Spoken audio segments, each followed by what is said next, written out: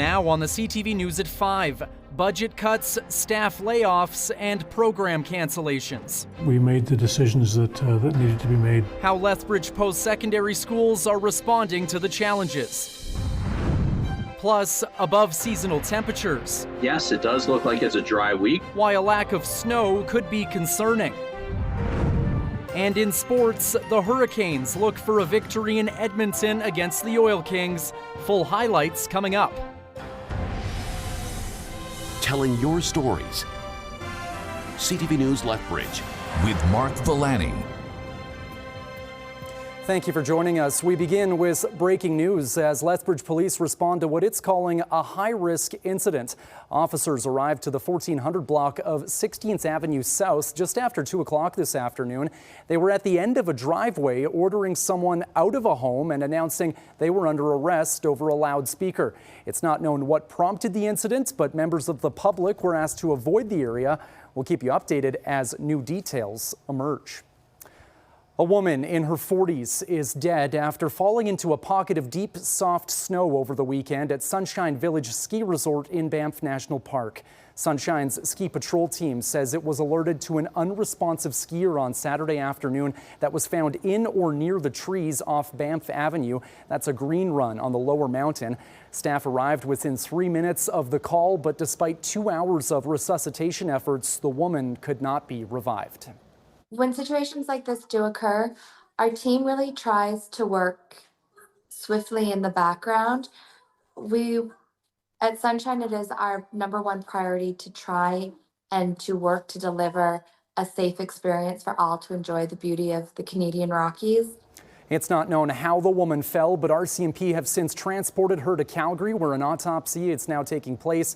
In the meantime, the ski hill has since reopened, and Sunshine Village says it's sending its thoughts and prayers to family members and friends. A Lethbridge senior is recovering in hospital after suffering serious burns in a garage fire. Fire crews responded just before 10 a.m. Friday to a home on 10th Street North where a bystander reported flames coming from the inside of a garage and an elderly man injured on the ground. 2 small fires in the garage were quickly extinguished with just minor damage, but the man was transported to hospital for treatment. The exact cause of the fire remains under investigation. Well, this past year has been full of ups and downs for Lethbridge post-secondary institutions, from job cuts and layoffs due to international tuition caps to the addition of new programs and higher domestic enrollment. There's certainly lots to reflect on in 2025. Our Carson Marsouk takes a look at the past year and what's in store for 2026 at both schools. It's been a year of learning for Lethbridge Polytechnic. The past year has been I think best characterized as a transitional year. We were dealing with the second year of the reduction of international students due to federal government changes, which forced us to have to make some changes here, but also forced us to have to look at what our future really looks like, and we're responsible for that future. In April, the Polytechnic announced the layoff of 72 staff, along with the closure of several programs as it faced an $8 million budget shortfall from the reduction of international student visas. I feel good about the way we handle the changes that were forced upon us.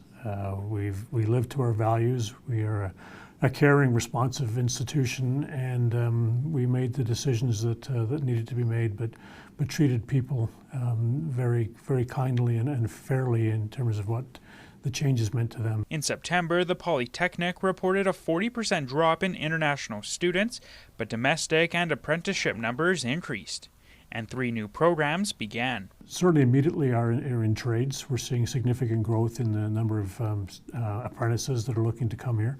We've introduced Powerline Technician this year as well in response to that type of trade.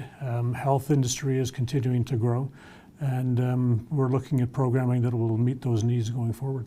In early December, the Polytechnic ranked 9th among the top 50 research colleges in Canada in 2025. Heading into the new year, the school is planning to open up the Southern Alberta Collegiate Institute, a partnership with the regional school boards aimed at attracting future students. The other one that we'll be announcing later in early spring is a relationship between Redcoat Community College, Lethbridge Polytechnic, University of Lethbridge, and Medicine Hat College.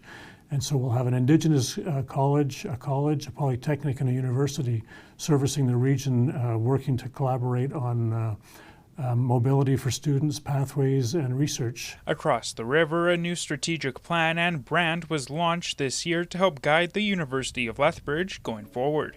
And the first cohort of students for the new Southern Alberta medical program was announced. They would be trained for their full medical program in Lethbridge, and then their residency would be done also in the Lethbridge and Southern Alberta. And because they would be trained to work in the rural setting and the community setting, they would be inclined to continue and practice in this region. In the new year, the university says it plans to continue development on its south campus after receiving approval from the City of Lethbridge, along with attracting new programs to the school. We are also exploring the possibility of starting an engineering program. If we receive the approval from the Campus Alberta Quality Council as well as the provincial government. For now, the U of L will focus on implementing its new plan in 2026. I certainly see a lot of possibilities to grow the university, even in the difficult times. But it cannot be achieved unless all of our faculty, staff, or all of our employees are coming together to make that happen. Carson Marsuk, CTV News, Lethbridge.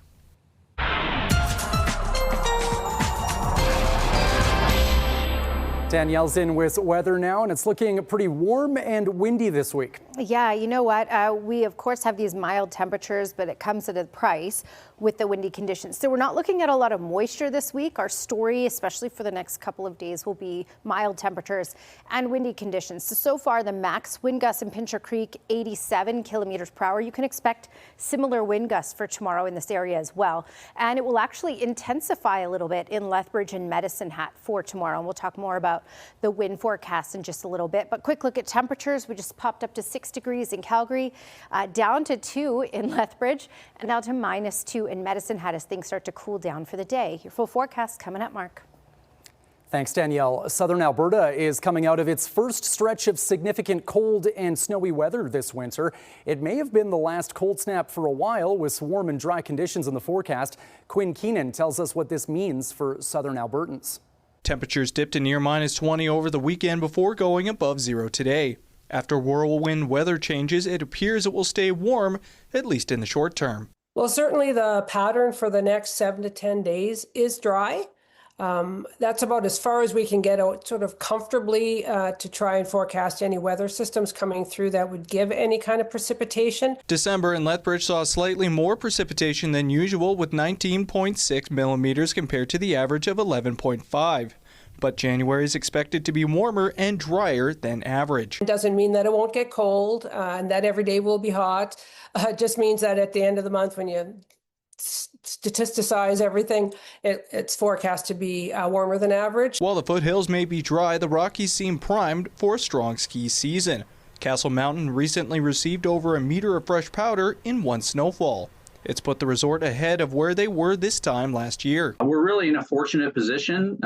Yes, it does look like it's a dry week, but you know, the other side of that coin is that pleasant weather, mild temperatures, sunny days, those are probably the best ones to ski next to full-blown powder days. Farmers who rely on spring runoff water from the mountains aren't sounding the alarm just yet either, but they'll be keeping a close eye on the snowpack.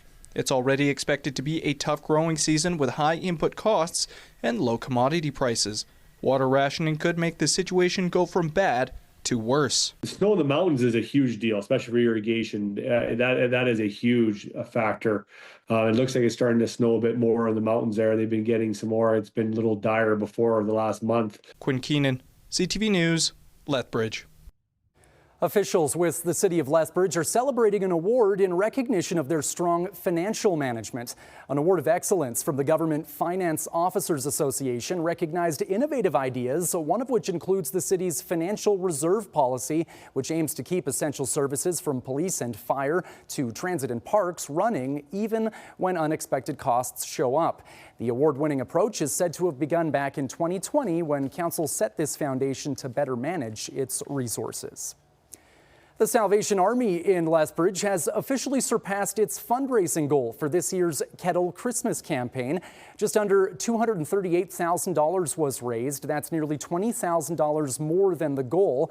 Officials say the funds will immediately go to work supporting community programming for those experiencing homelessness, family services for those in need of clothing, household items or emergency assistance, and long-term case management to help families break the cycle of poverty. The Salvation Army says it's thankful for the support of Lethbridge residents despite a challenging economic year.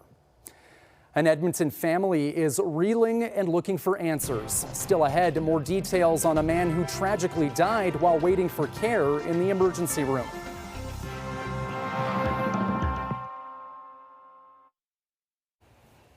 All right, here's your Skywatch weather camera from about an hour ago, and the sun has been setting. It's been a beautiful, mild, yet very windy day. If you can handle the wind, then the temperatures are nice.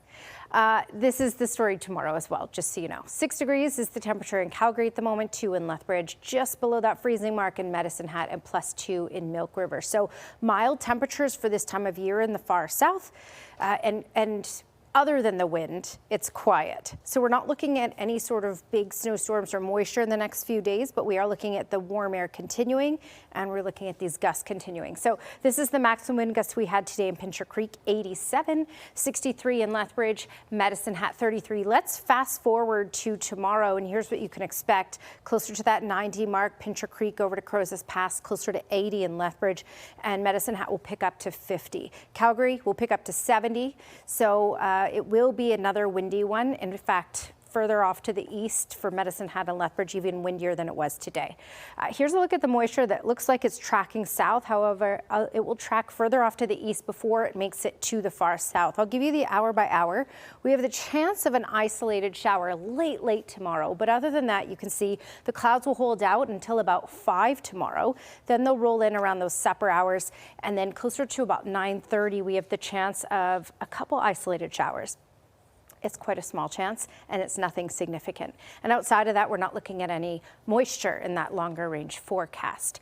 All right, when we look at East Kootenay area tonight, wind chill of -16, and that's what we're looking at for the morning hours as well. So it's a cold start to the day, getting up to a high of -6 in the afternoon with a mix of sun and cloud. All right, Crozes Pass, it's gusty tonight, but it will start to calm down, just not a lot. 90 km/h gusts possible for the next couple of hours, then down to 70 closer to the midnight hour, and then down to 50 in those late overnight hours. So then we're picking back up to 90 again for tomorrow. This will bring us up to a high of 5, so another warm day, but a windy one with a mix of sun and cloud. Medicine Hat, 40 km/h gusts.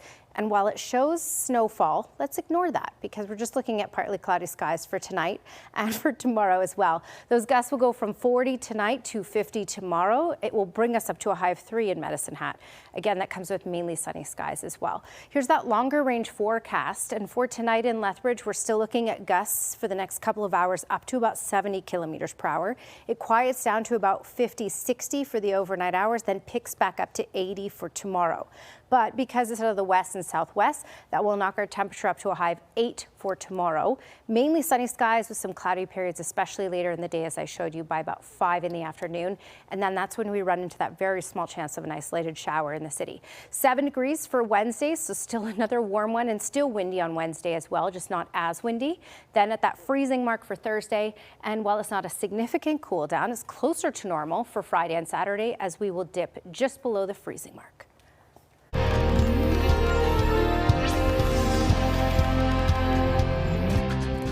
Residents living in and around the Fort Macleod area will need to make other plans in the event of a medical emergency. Alberta Health Services announcing the Fort Macleod Health Centre would be temporarily closed today. It started at 7:30 this morning and is set to reopen tonight at around 7 p.m. The closure is due to an unexpected staffing shortage of clinical personnel and an inability to secure coverage.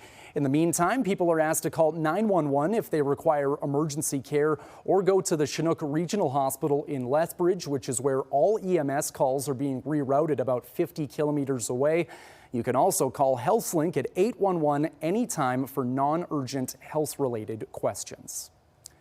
The wife of a man who died in an Edmonton emergency room is calling for accountability. 44-year-old Prasant Srikumar died last Monday from a possible cardiac arrest at Grey Nuns Community Hospital. His wife, Niharika, says her husband started having chest pains at work and was driven to the acute care facility. He would wait 8 hours in the emergency department before his death. Niharika tells CTV News she wants answers. I'm not going anywhere anytime soon. I am ready to look into their eyes and tell them that I am here to get justice for Prashant. They have withdrawn, they have killed. It is called first-degree murder in front of my eyes, in front of his eyes. I will not let my tears dry. I will not let this fire die off anytime soon till I'm alive. In a statement, the Alberta government says Covenant Health has initiated a review into the death. Well, some passengers living with a disability have been speaking out against WestJet and the weight restrictions it's placed on mobility aids. Here's Alex Karpa. Travel has always been a big part of Charisse Griffin's life. She's flown countless times with WestJet before and never had any issues. That is, up until this year. The airline's weight restriction policy for power wheelchairs has made flying much more difficult. A lot of hassle. It's been frustrating and angry. WestJet has a cap of 300 pounds for mobility aids on the vast majority of its aircraft. Griffin says this limit is a barrier for many power wheelchair users. Majority of power wheelchairs like mine, are over 300 pounds. Former MP Stephen Fletcher says he was told by an airline agent last February that they would not be able to carry his wheelchair on a flight from Winnipeg to Toronto due to its weight. WestJet has invented a policy that discriminates. Fletcher filed a regulatory complaint with the Canadian Transportation Agency. In a documented response, the airline said accessibility regulations allow it to refuse transport of heavier mobility aids. The document also states that power wheelchairs would, quote, jeopardize aircraft airworthiness. That is a very serious thing to say, because if it's true, then we have an international crisis. We reached out to WestJet to get a better explanation of their decision, but have not received a response. For Griffin, the message to the airline is simple: change the rule. All I'm looking for is equal access so that I can fly on the same carrier that you can. Griffin says flying is already difficult enough for her in the situation she is in, but says this rule makes it far more stressful and uncomfortable. Alex Karpa, CTV News, Winnipeg. The Lethbridge Hurricanes are looking to get back in the win column. Coming up in sports, we have highlights from the first of a back-to-back series against the Edmonton Oil Kings.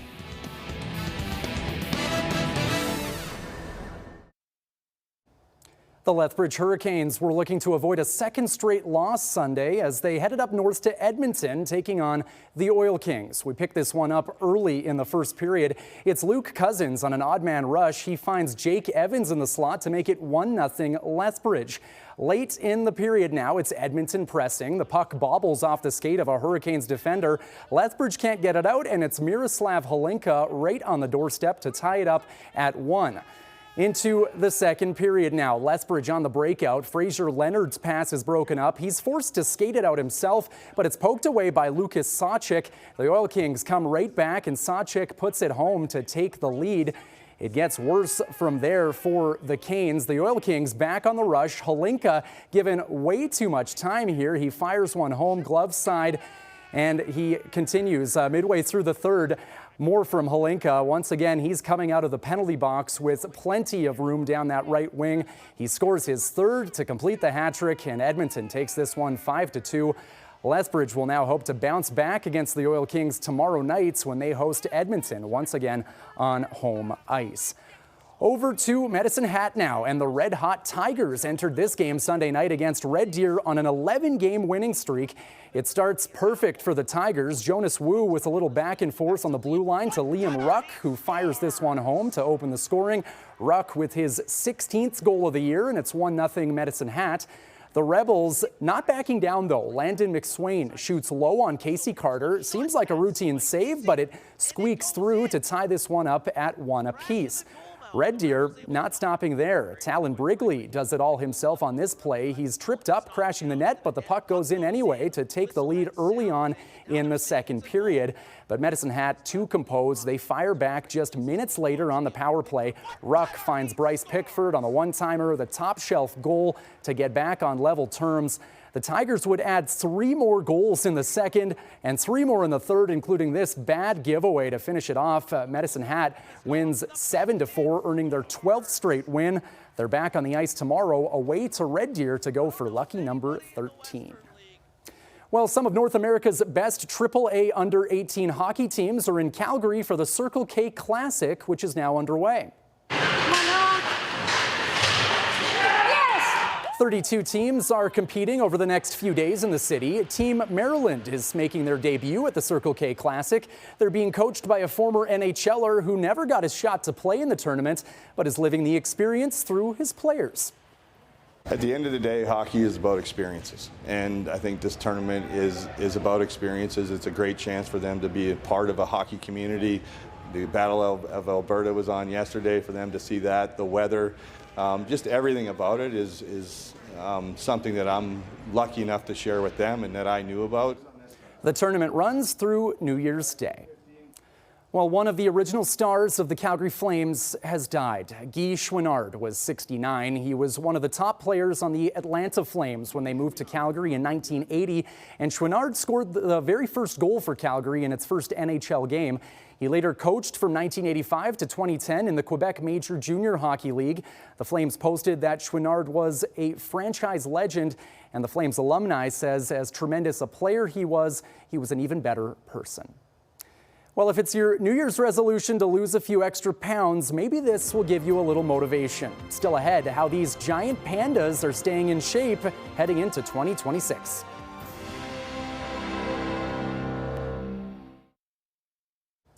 It's almost the new year, and many people are gearing up to get back into shape, including these pandas. Motivated by carrots, which are used to get the pandas to stand and stretch, these pandas at the Quinling Giant Panda Research Center in northwest China are busy doing their winter physical training. The animals train for about 5 to 10 minutes twice a day in an effort to build up their strength. Got to keep those pandas strong. Well, thank you very much for sharing your time with us. That's all the time we have for tonight. Here's the early edition now of the CTV National News.